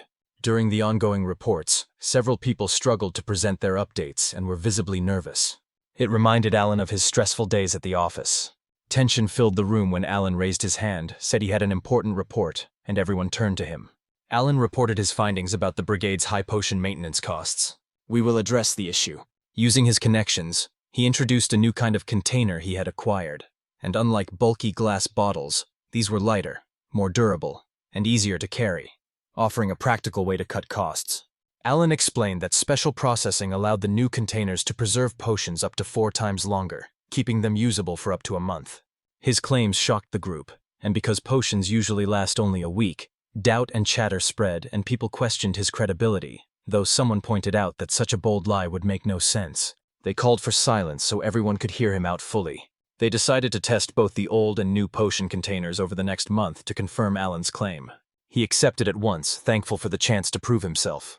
Since there were no objections, the meeting ended and everyone was reminded to share the details with their groups. Relief washed over Alan after the meeting when the potion maintenance issue was on track, and he quietly thanked Yoshida and the research team. Moments later, he noticed a single rose in bloom and understood its significance. Everything now rested on that fragile signal, he acknowledged. Researchers reported that roses retained the most magical particles and produced effects similar to medicinal herbs. Many plants had harmed people, but roses showed promise. Alan agreed when they asked him to take them to the other world and cultivate them. Alan prepared extra rose samples to test their potential as substitutes for medicinal herbs. After he poured his magic into them, the rose mutated, shifting colors and glowing faintly, making him realize the unusual results were likely his doing. He considered experimenting further to see if channeling extra magic would speed their development. Alan asked May for potion-making guidance, and she was modest about how much she could teach. He agreed to help, but this time said the ingredient was not an ordinary herb. Instead, it was something unusual, a pseudo-herb that piqued her curiosity. May inspected the unusual plant and admitted she had never seen anything like it before. Curious, she said Alan was always surrounded by mysteries. Asked about potions, he admitted he only knew the basics. She suggested they try anyway with a bit of ingenuity to see what results they could get. May explained the basics of potions, saying they came in 4 colors: red, purple, blue, and green, and that each color had 3 grades, making 12 types in total. At grade 3, green was the weakest and used only for minor issues like chapped skin, while purple could, depending on its grade, regenerate damaged body parts. The group usually used potions up to blue and skipped green ones because Nana already handled healing, and Alan was surprised the effects went that far. May explained that purple potions required rare herbs found only in dangerous places, so they were nearly impossible to buy on the market. Humanity's highest-tier potions were now legendary and had not been seen for over a decade. Curious, Alan asked about the mysterious red potions. The red potion called the Blood of God, Icar, was said to have grade 1 resurrection power. Even at lower grades, it could heal fatal wounds and rejuvenate. No record ever existed of a genuine grade 1 red potion, as it was one of the rarest sacred relics, found only in the hardest dungeons and most likely looted long ago. Alan watches the potion being completed and is shocked to see it turn purple. It is something he has never made before, and he learns that on the black market, the potion would sell for 5 million gold. The revelation stuns everyone, showing how rare and valuable the potion truly is. Ina lifts the potion and notes that Alan's lack of common sense is oddly helpful. Alan expected a simple blue potion, but Ina says growing medicinal herbs artificially is nearly impossible, so this purple potion is extraordinary. Ina quickly points out the risks, saying selling something this valuable would harm the guild's reputation, and firmly warning Alan that distributing the potion as an individual would cause a huge stir, even though he suggested handing it to the guild to avoid waste. Alan downplays the worry about public reputation, but Ina says selling potions outside the guild would make others think the guild can't run its business properly. Merchants would think that way and guild staff would too, and it would eventually affect Alan, who acknowledges it as a problem. Ina suggests taking a field trip to the capital's black market since it isn't illegal, and could provide a discreet way to handle the matter. Sayoji reminded Alan that focusing on annoyances would only hold him back. Her maturity surprised him, since she was still just a high school girl. Alan reflected on her composed demeanor. Sayoji insisted the matter stay secret from the other members, and to keep things running smoothly she told Aina to go with him, leaving Alan stunned and Aina caught off guard. Aina felt the weight of responsibility, aware the negotiations could involve deals worth millions, and Alan trusted her enough to leave them in her hands. Alan remembered an unresolved issue as she reluctantly agreed. Unsure what to do with the 5 potions made from roses, he brushed the thought aside and kept it to himself. Alan thought about the potion's immense value of 5 million.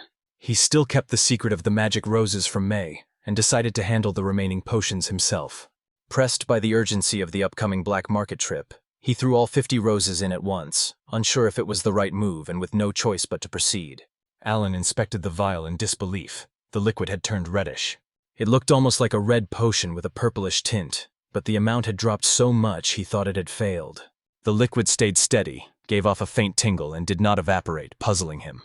Alan realized the potion he made wasn't the purple one he expected, and dumping it carelessly could put others at risk, because there was no way to purify it. If discovered, it would cause serious trouble and leave them with no other choice. As a last resort, he buried the potion deep in the wild.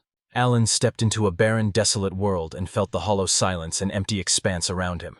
Convinced this was the best place to get rid of the dangerous potion, he prepared to bury it and leave quickly. Just before he could act, a massive structure loomed overhead, sending a powerful beam of light down from the sky. Alan stared in shock and realized he was watching something extraordinary. A massive orbital lift descending before his eyes. Alan thought about burying the bottle but soon realized the place was too dangerous. So he left and moved to another location, as the calm sound of birds echoed in the sky. Someone nearby grew concerned when they noticed he seemed off and called out to see if he was all right. Caught off guard by the sudden question, Alan rubbed his eyes and said he hadn't been getting enough rest. Ina noticed his exhaustion and said it might be nerves keeping him from sleeping, looking at him with concern as Alan, half dazed, tried to brush it off, saying he was an adventurer and had to endure such things. But even after he apologized, it was clear this was his first time feeling the strain of working in an adventurer's group. Ina reminded Alan that while the royal capital's black market was relatively safe, His lack of combat experience still made it risky despite his contacts and rare skill in making purple potions. That alone wasn't enough for him. Alan laughed it off. Ina smiled warmly and assured him she would protect him, clearly determined to watch over him. Ina urged Alan to hurry before they were late, and he told himself she probably thought his tiredness was nerves, when in fact he just hadn't been able to sleep. Shaking off fatigue, Alan told himself to focus and get into the right mindset. Determined, he followed her, ready to face what lay ahead. Arriving at the royal capital's black market, Alan and Ina set up their stall. Alan declared their preparations complete, though in truth they had little to show beyond a certificate and a rare purple potion. The place was nothing like they had imagined. It wasn't a shadowy den of crime, but looked like a busy market. Ina remembered the captain saying it wasn't illegal, but it still didn't match what they expected a black market to be. Ina explained how the black market really worked, and that it was not like illegal dealings, with everything sold there legitimate but outside government or guild control, so caution was still necessary. Cheating brought no legal consequences for sellers, and goods could be sold at far higher prices than the guild's rates, while buyers were often just as desperate. Alan admitted she had a point and realized he wasn't good at haggling. As the crowd grew louder, Ina said the event was about to begin, marking the start of their real challenge. As the black market doors opened, a crowd surged inside, pushing and shouting to get through. Alan and Ina almost got swept away by the chaotic crowd, fighting to keep their footing. Seeing so many people, Alan wondered whether the black market was always this crowded. Ina admitted she already felt uneasy in the crush of bodies. Alan focused on the possibility of finding something truly rare in the chaos. Alan stood at the market and showed his item to a buyer who immediately doubted it was authentic. The buyer said such certificates could be forged, but Alan calmly produced proof it was legitimate. Even so, the buyer tried to haggle, offering a price far below its real value. Alan recognized this as typical of desperate buyers on the black market and firmly rejected the unfair offer. A buyer at the market grew irritated, mocked Alan, and demanded answers from Alan's companion, then tried to provoke a fight, and the situation quickly escalated. Ina stepped forward and told him firmly to leave if he wasn't going to buy, demanding that he stop interfering with their business. Her words were sharp and commanding. Offended by such a direct confrontation from a woman, the man lashed out in anger, his pride wounded. Alan stepped in and grabbed the man's arm firmly to stop him as he tried to lash out at Ina. A bystander warned the man that he was crossing the line, but the aggressor brushed him off angrily, saying he was only speaking to the woman. Alan struck decisively, his punch landing hard enough to end the confrontation. Alan's punch sent the man crashing to the ground, drawing the crowd's attention. Shocked murmurs spread as everyone tried to make sense of what had just happened. Stunned by Alan's sudden, overwhelming strength, Ina froze, her face darkening as she tried to respond to the unexpected turn. Frustrated and embarrassed, Ina buried her face in her hands while Alan quietly apologized and admitted his mistake. He told her it was better to let him handle things in situations like that. Whispers spread through the market as onlookers criticized an adventurer for raising a hand against a civilian. Alan noticed that despite the tension, potions were still in high demand, but buyers were hesitant to commit. He looked at the guild's certificate, knowing it was crucial for building trust in those trades. A determined knight approached Alan's stall and immediately chose to buy the potion on display. Alan, slightly surprised by the swift decision, accepted the sale gratefully. The knight asked how Alan had obtained such a rare item, and Alan said he had relied on a few personal connections. Pressed about restocking, Alan said he could not guarantee anything, leaving the matter uncertain. The knight introduced himself as Maxwell, handed Alan a card, and said he would buy more if the potion was ever restocked. Reassuring Alan, he said the guild would complete the purchase regardless of the listed price, expressing confidence in the deal. Nervous, Alan explained that potion prices often shift during events like monster surges or conflicts and can easily double. Maxwell, however, dismissed worries about unfair profit and said he had no problem with the arrangement. Alan thought about how rare purple potions were, appearing only once a month and leaving many adventurers helpless when their wounds could not heal. Very few healers offered regenerative treatment. Only a handful could do it, and it was far beyond what a normal adventurer could afford. Maxwell said the scarcity was exactly why he would pay any price, because if money could make the impossible happen, it was a small cost. Alan listened while Maxwell explained how important the potion was. Alan remembered a companion who lost a finger last month and thought the potion could heal such wounds. He insisted they keep as many potions on hand as possible to prevent those tragedies and asked Alan to make it happen, and though nervous, Alan agreed. Maxwell said he was lucky today because most people were going the same way, which gave him a chance to secure the potion, while Alan grew curious and asked if something was happening that day. Alan heard that an elf slave had just arrived at the market, though details were scarce. The news surprised him. Alan treated the situation as both business and a chance to study the market, and as the crowd buzzed, he moved through it, watching the events closely. Someone in the crowd caught his eye and made him more alert to what might happen next. In this country, the slavery system was different from what Alan had expected. Rather than being based on punishment or debt, it worked more like employment, with pay, working conditions, and qualifications closely managed.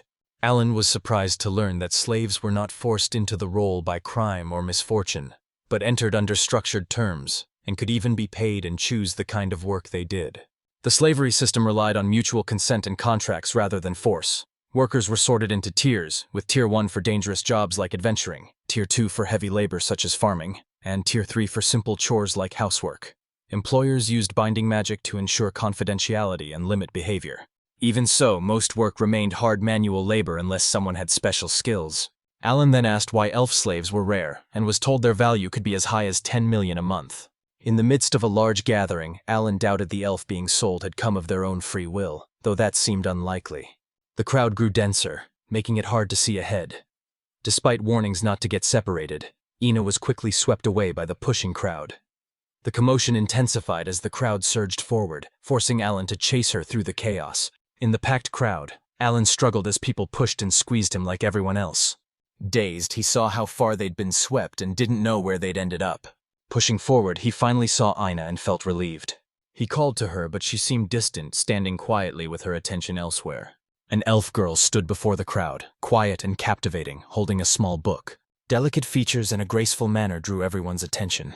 Alan and Ina stood among the onlookers, struck by her beauty and unable to look away. They noticed she carried a contract with its terms written clearly.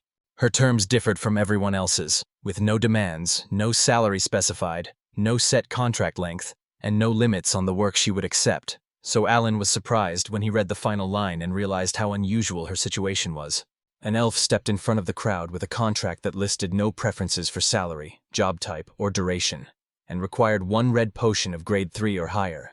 It became known that her companion was seriously injured or ill. She traveled tirelessly to save him. An unusual condition explained her motives, loyalty and determination, and made her stand out from the others. Alan realized that although the red potion was very valuable, it wasn't about money to him. The elf girl wasn't naming a price, but offering herself as a sacrifice. At this pace, he feared she would end up paying with her own life. Alan paused, thinking he might be able to make the potion the elf needed if he tried. His sudden stop caught Ina's attention, and though he dismissed it as being lost in thought, she became suspicious that his concern was aimed at the elf. Ina told Alan not to take on every hardship he saw because it would only wear him down. She told him to save his compassion for those he could actually help. Alan listened quietly to her words as they prepared to head back together. He reflected on Ina's words and realized they had pushed him forward in an unexpected way. Spotting a possible opportunity, he thought about the kind of people he wanted by his side. Asking for help wasn't his habit, but he decided that even a small chance was worth pursuing. At a quiet house, Alan rang the bell. An elderly man opened the door, surprised but welcoming when he saw Alan. Alan apologized for dropping by without warning, and the man invited him inside. Alan was invited to stay for dinner after being away a long time, but instead of relaxing, sitting formally, he looked unusually serious as he gathered his resolve. He told Genji he needed to ask something important. Alan asked Genji if he could use some land for a month. Genji nodded in agreement. He warned that it was just wasteland. Alan accepted gratefully and thanked him sincerely, and Genji suggested they celebrate with a feast. Alan finally borrowed a field, but he was nervous about farming for the first time. As his worries mounted, a dependable helper arrived. Keita was driving a tractor to help him. Alan thanked Keita for the help, he explained he had borrowed the tractor from his parents because they were farmers. Facing the dense overgrowth, Alan outlined his ambitious plan. "We're planting 4,000 roses next week and aiming to harvest them within a month." His schedule was tight, splitting the work into preparing the fields, planting, infusing mana, and finally harvesting to make potions. Tita surveyed the overgrown field, uneasy about the challenge ahead. Alan stayed confident they could manage, and others noticed their certainty. Keita looked surprised and asked how Alan knew. Alan pointed out a clear distinction. Weed types changed between the forest and the field, revealing a natural boundary. Alan found the weeds easy to manage. Keita said the field had probably been used recently. Farming still offered no guarantees. Keita urged action instead of hesitation, and together they began clearing the field. Alan and Kita spent the day clearing brush from the overgrown field, removing weeds and using the tractor until the land was neat and ready. At sunset, they wrapped up their work, satisfied with the progress they'd made. By the end of the day, Alan and Kita were pleased with how much they'd accomplished. People joked that Alan worked like a human tractor. Still, Alan paused, unsure whether it was right to use the land. Kita reassured him that Genji-san had gladly allowed it, but Alan pointed out the field showed signs of recent use. Kita said Genji-san had inherited a lot of land while they rested. Managing it brought many challenges. Alan felt the full weight of that responsibility. Keita, who had taken days off work, insisted they press on the next day for Genji-san's sake, while Alan reflected on the harsh reality of their situation. Alan paused, not wanting to burden Keita further with the work ahead, and insisted on doing the rest himself, apologizing and promising to repay the favor later. Keita was willing to help for a few days. They questioned why Alan was keeping his distance, leaving him struggling to explain his feelings. Keita smiled and said he was helping just because they were friends, and that word caught Alan off guard. He kept saying it to himself as if it were new, and Hedda reminded him that friends support each other, even if Alan could be stubborn. Alan found it strange yet touching, and admitted it was the first time he'd met someone like that in Japan. Excitement lit Keita's face as he asked Alan for a favor to help share his love of anime. He mentioned others like Yume Koi who were already involved, and Alan felt left out, thinking he was the only one not getting anything from it. The scene shifted quietly to a small plant where a butterfly rested while birds chirped in the background. Alan was able to finish planting. He thought about how much support he'd received along the way. When Akira arrived, she apologized for any unreasonable requests, said it was a personal matter, and told him that just preparing the roses was enough, and that if he had asked, she would have arranged everything, including the land. Alan reassured her, saying it wasn't like that, then accepted a drink from Akira and listened as she said she could supply red potions if things went well. I appreciate the offer. He paused, then admitted he had something to ask her directly. Akira said she tried to report the magic roses, but Sayoji stopped her, leaving her unsure of Sayoji's motives. Knowing the matter couldn't be avoided forever, Alan agreed to listen. He braced himself as Akira began explaining the structure of the Sayoji main and branch families. Kira said that although the main and branch families looked united, they were actually rivals, and cousins Ryugen and Oikawa, who ran the same company, often clashed behind the scenes. She said the bodyguard who once accompanied Ryugen. He was a spy planted by the branch family, and after he disappeared, sensitive information from that meeting was leaked. A deep rivalry divided the main and branch families, but they still ran their businesses together. Though rivals, the two families worked together to run the business. Their wealth and influence were equal. The only real difference was whether someone came from the main line or a branch. Ryugen ran sectors like automobiles, real estate, and IT, while Yukai led advanced fields like genetic research. And although their roles were divided, their rivalry stayed constant. Alan found out the Leaf Institute was controlled by Yukai, and the branch family's growing influence was a concern.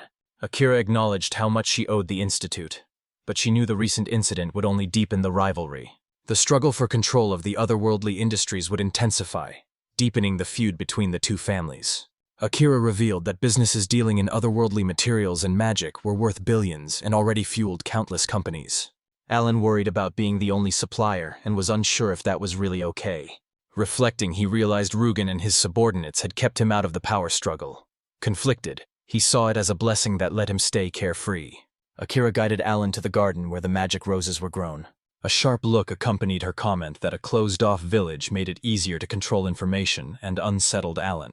She dismissed it as a joke, but her serious expression made him uneasy.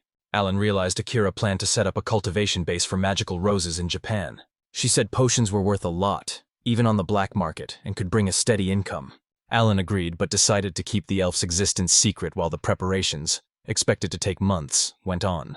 Moving forward, Alan shared what Akira had told him about the Sayoji family, but his companion said there was no need to hear more.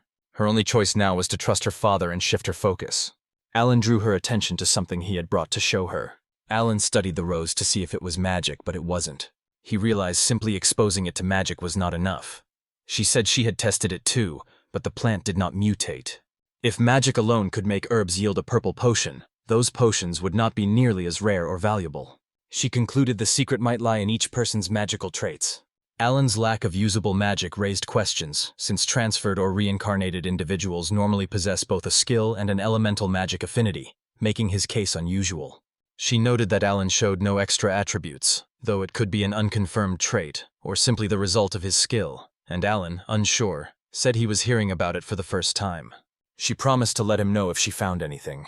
Reflecting on his moongate ability, which let living plants pass through, he remained puzzled by its true nature. Alan thought about the mysteries still surrounding him and realized how little he truly understood. Burdened by those thoughts, he walked quietly through the grand halls and out into the light, uncertainty about his path weighing on his mind. Alan resolved to prepare for more than simply obtaining the red potion.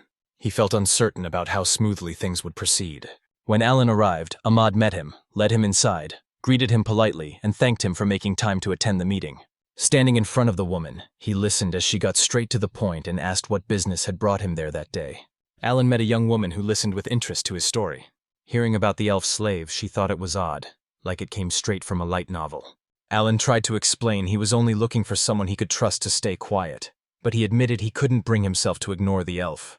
Even after he tried to explain, they drifted further apart, as if she found his reasoning predictable. Changing the subject, she steered the conversation toward what she thought was more important. Telling Alan not to pull away, she said his avoidance only made her want him more. Her serious expression made him uneasy. She quickly changed the mood when Alan presented a small gift he had brought. Grateful, she accepted the cream puffs and noted that he often helped her even when it caused him trouble. Alan then humbly acknowledged how much support he had also received. Sliding the cream puffs into a block of magically conjured ice, she preserved them for later.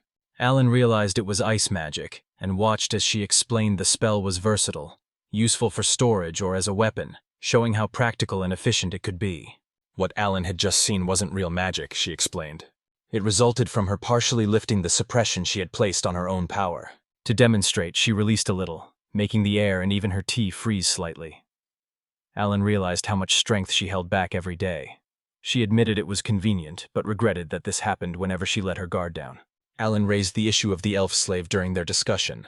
He said he would prepare a house for her in the royal capital. He said it wasn't that simple when asked why she couldn't stay in the brigade's residence, especially since the elf had a companion with her.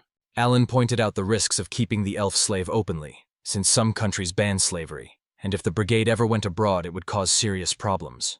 To avoid needless trouble, he decided to keep her existence hidden from everyone else. The matter weighed on him, making him uneasy because one mistake could cost him dearly. Alan realized they needed to find a secure place. Soon dangers would follow. People who had failed to get the elf because they lacked the red potion might now try to seize her by force if they learned where she was, and the threat of being targeted grew heavier by the minute. Alan agreed to take measures and considered using strong magical wards for protection despite the cost, and was surprised. She offered to cover his housing expenses, but Alan worried it might cause misunderstandings. Before he could think it over, she said she had one more request. An elf asked Alan to use a different name, saying it was the only way to stay hidden from the public in the brigade, and Alan worried it might be too hard. She reminded him confidently that the royal family's power meant nothing was truly impossible. Reassuring him warmly, she acknowledged his help while Alan asked whether it was really all right. Alan was assured a merchant guild card and registry would be prepared for him to use when needed, and he felt grateful. Grateful, he thanked her for the help, and she reassured him cheerfully that it was no trouble. As they parted, Alan smiled and promised he would return the favor someday. Alan left the meeting determined. They knew the real challenge was about to begin. Shortly after, he reached a heavily guarded facility. Includes cameras, gates, and guards. Given the scale of the measures in place, he realized the situation was far more serious than expected, and Akira stressed the need for secrecy, insisting that such measures were necessary. The other world's existence would eventually be revealed, he explained, and the heavy security was also meant to protect Alan, who thought it excessive but accepted it. Confident, Akira said that if the village remained under control, the people would not be afraid. Akira told the villagers the cultivation site was off-limits, because it was being developed with the Sayoji group. They accepted it despite their surprise. Alan knew she wasn't wrong and understood he would eventually have to provide more details himself. Meanwhile, the roses kept growing and were expected to be ready for harvest within a week, their success depending mainly on the strength of his magic. Alan walked beside Akira, explaining he had been infusing the roses with magic more often and for longer periods, and was confident it would work. When asked to demonstrate, he agreed without hesitation and got ready to channel his magic into the plants. As Alan worked his magic, the roses started to give off a faint glow, surprising everyone. He admitted he didn't fully understand it, only that the phenomenon had begun happening recently. Alan thought the rose's glow might be analyzed to measure magic power, but he admitted it was beyond his expertise. Sayoji group researchers eagerly began observing. Their efforts were presented as a point of pride despite his doubts. Researchers were put in charge of cultivation and promised to oversee the harvest. Later on, Alan was a girl approached and handed him a sealed letter. Though it said she had been looking for him, the letter was actually from a real estate agent. The house matter is being addressed sooner than Alan expected. He realized it was about preparing to move because he planned to buy a house soon. Alan said there was no special reason for the sudden decision, just that it seemed like a good opportunity for a new member to join. Others were surprised that he already had enough money, but Alan dismissed it as just business, treating each customer the same. For the others, the world was beyond their imagination and left them overwhelmed. Alan hadn't told the captain about his plans yet, preferring to wait until the situation was clearer. Wasting no time, he hurried off to check it himself. They left the others behind, curious about what was happening. The agent showed Alan the property. When he saw it, he was overjoyed and called it his temporary dream home. Alan entered the house and was led through its rooms, including a study. The design's excellent natural light and ventilation impressed him. It looked brand new, fitting for someone chosen by the princess, and it left him quietly amazed. Alan found a bathtub in the house. The agent explained how it operated. She enchanted a special stone so water would flow and boil easily. Alan, amazed, thanked her for the explanation. Alan Marvel noted how advanced the house was and wondered if even the toilet was special. After checking, his excitement faded when he realized his expectations were too high. A voice called to him, drawing his attention. Awkwardly, Alan admitted he had been curious about how many people the place could hold, and realized he had behaved just like when he stayed at an inn. After inspecting everything, he agreed to move forward and asked to proceed with the contract. The agent agreed and went to prepare the required documents. Alan stepped out of the house. He thought about how far he'd come, even though he still hadn't made the red potion. It hit him that if his efforts failed, he would end up living here alone. Alan saw there was no point in dwelling on it now, and resolved to wait until next week. He kept wondering what kind of person she was trying so hard to save. Alan got the guild card Shinjo had promised. Looking at it, he was surprised to see it issued under the name Hakuba Issei. Shinjo made that choice because it gave him a rare chance to use a different identity. Alan asked what crems meant. Shinjo began explaining step by step. She explained that merchants and adventurers share one 5-level guild card ranking system: iron, bronze, silver, gold, and platinum from lowest to highest. Shinjo explained that adventurers advance in rank by defeating powerful monsters or exploring dangerous dungeons, while merchants are judged by the size of their companies and the taxes they pay, and that guilds can normally grant ranks only up to platinum. Alan discovered that beyond the official system there was a hidden special rank. Alan learned that Krems was the guild's highest rank. This rank is named after the world's rarest ore, unlike the other ranks. Only the royal family's approval was required. Usually, the approval was given only to major trading companies that had made substantial contributions to the kingdom. To his shock, Alan realized it matched the rank held by the heads of the nation's two largest trading powers, the Marquis Trading Company and the Peddlers Guild. Chris went to her uncle, King Romanus Fay Canalis III of the Canalis Kingdom, entered the chamber determined, apologized for interrupting, and spoke to him directly, while the king, surprised, asked what was troubling her. Chris offered her uncle, King Romanus, a foreign sweet she had brought, and he grew curious. Inspecting the round pastry, he noted it looked like a stone but felt surprisingly light. It was called a cream puff, she explained, a delicacy from another land. Tasting the cream puff, the king was captivated by its light texture, fragrant aroma, and sweet soft filling, unlike anything he had experienced before. Impressed, he asked how Chris got such a treat. It came from a merchant she had recently taken under her protection, and she then hinted she had a favor to ask about it. Chris asked that the merchant be given a new family register and status under a different name. The king noticed the merchants trading in rare goods but questioned how extensive it was. Chris said that when talents are this rare, it makes sense to hide them because helpless merchants or their families could be threatened, taken hostage, or even kidnapped. Chris suggested naming the merchant's new identity Krems. The king agreed, saying that once his wife and daughters received the sweets, few would oppose the decision, despite concerns that acting too quickly might raise objections.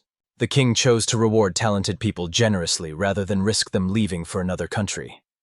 To him it was more than sweets. It was about keeping something valuable for the kingdom. Simple as they were, the cream puffs held great power and could pull anyone into the spotlight. Alan realized how far the situation had gone beyond his expectations. Explained that with their new standing, acquiring land would be much easier, and the guild would even allow unlimited loans without collateral. Alan, overwhelmed, thought he only wanted to reach silver rank, but the situation had already gone far beyond that. Alan accepted that a flashy option could be the best choice given the challenges ahead. He thanked Shinjo for all her help, not just with the house but in everything, and offered to repay her by granting whatever she asked. Embarrassed, she hesitated and clarified she only meant something she could buy. But his words made her stop and repeat, surprised that he had said anything. Shinjo handed Alan a disguise to match his new fake name, Hakuba Issei, and he hesitated but agreed to try on part of the costume briefly to humor her. Alan helped harvest the magic roses, apologized for causing trouble, and she said it was fine. Those researchers had volunteered of their own accord, making the process smoother and more organized. Helping with the harvest, Alan listened as she explained their plans for the future. If everything went well, they could harvest again before the year ended. Land talks were already underway, and she expected Alan to keep making potions. He admitted even simple potions were enough for him, but she pushed forward, urging them to hurry and finish harvesting before noon. The harvest and even the loading were finished much faster than expected, and the researchers were full of enthusiasm. They eagerly declared everything ready and urged that the materials be moved to the lab. Feeling a bit overwhelmed by their energy, Alan fell in step with the others toward the research facility. In the lab, the atmosphere shifted because of one researcher. He became fully serious and professional, immersing himself in his work. His focus wavered, and his demeanor was very different from before. With care, he prepared the mixture, letting precise drops fall into a container. They watched as the liquid settled and turned a deep red. The result was unmistakable, a red potion that held great significance. Alan watched the progress with quiet hope, but doubts still hung in the air. People said the potion being made had incredible regenerative power and could restore vital organs like the brain and heart. But the claims were hard to accept, and those closest to the work admitted doubts and could not fully understand what they were creating. Attention shifted to the potion's legendary grades. Grade 1 was said to raise the dead and grant immortality, but no records proved it existed, only vague mentions in old texts. Grades 2 and 3 were treated the same, usually controlled by past authorities, and excavated only once every few years. Alongside those claims, the potion was said to restore youth. Adding to its aura of mystery and dangerous potential, Alan reflected on the potion's rare practical medical use, noting that once the brain or heart was fatally damaged, it was already too late. Records showed someone had reached 150 years, supporting the potion's rejuvenation claims. He acknowledged the point but argued that because purple potions can regrow limbs, the legends about this potion could be true. Uncertainty about the red potion's true effectiveness made its use as a treatment seem doubtful, and raised fears it could create false hope. Despite no concrete evidence, many argued that even uncertain hope was better than having no hope. Her companions shared the understanding, aware of the risks but still valuing the chance it offered, and Alan thought about how others had felt in those uncertain times, sensing the situation's weight. Despite the tight schedule, they admitted that even studying the potion's effects would have offered some comfort. Originally planned for 2 bottles, the result exceeded expectations and produced slightly more than anticipated. Alan was stunned by how much potion had been made in just an hour, far more than he could manage alone overnight, and the liquid's purity and smooth flow felt almost like magic. Watching the process made it clear that to people from another world, such advanced technology would look like sorcery. Alan walked through the busy black market, taking in the intense activity even on its last day. The trade rules were far too strict. So many, including elves, struggled to sell their goods. Several companies tried to offer high-grade purple potions but were all rejected, confirming that only the red potion was essential. Alan reached the slave market. A merchant greeted him warmly. Alan immediately declared he would buy the elf slave, and the merchant asked whether he had read and understood the purchase terms. Alan confirmed he had read the purchase terms, though the heavy guard presence around the market was obvious. Asked to show his guild card, he calmly handed it over. Seeing it, the merchant froze, visibly shaken by the words on the card. Seeing how important the guild card was, the merchant hurried away in a panic. Alan realized the card carried extraordinary weight. Shortly after, Bonk appeared, smiling nervously but respectfully, and said he would personally oversee the transaction. Bank led Alan inside and spoke in a welcoming tone, looking forward to working with him. A recent client was a member of the royal family, which made Bank more cautious, and while acknowledging Alan's Krem's rank, Bank admitted he did not know Alan's name or background, and asked when Alan had been promoted. During the negotiation, Alan revealed the red potion, and a surprised Bonk asked to hold it. Despite working as a merchant for many years, he had never seen a genuine red potion and was filled with awe. Frank decided to have the potion appraised to verify it was genuine, and Alan agreed immediately. As the appraisal was prepared, Bonk described the elf's slave in detail. Eula could read, write, and do arithmetic, and was skilled in magic and archery. Eula offered more than basic skills, and her deep knowledge of plants made her suitable as a servant, an adventurer, or even a researcher. Alan assessed her usefulness in tending the magic roses despite her value as a skilled, unmarried 18-year-old elf. Bank stressed she was exceptionally rare and highly valuable, while Alan focused on securing her with a Tier 3 work contract. Bank explained that elf slaves were much more valuable than regular slaves. Elves are worth about 5 times more because of skills such as reading, writing, and arithmetic. A Tier 3 contract for an elf could cost several 100,000 gold per month, and the priciest contracts could reach into the millions. Alan accepted the high cost because the red potion was still worth it, and he reassured them he could make more even if it took time. Alan listened as Bank stressed that selling products was important, but keeping strong connections was just as vital. Shortly after, the potion appraisal was finished. Analysis confirmed it was a genuine Grade 3 red potion, a rare and valuable item. Alan relaxed when the appraisal confirmed the potion was genuine. Bank acknowledged the red potion's unmistakable aura and agreed to proceed. After Alan approved, he summoned Eula the elf to start the next step of the transaction. Eula was brought forward. Standing calm and composed before Alan, she showed a flash of recognition but said nothing.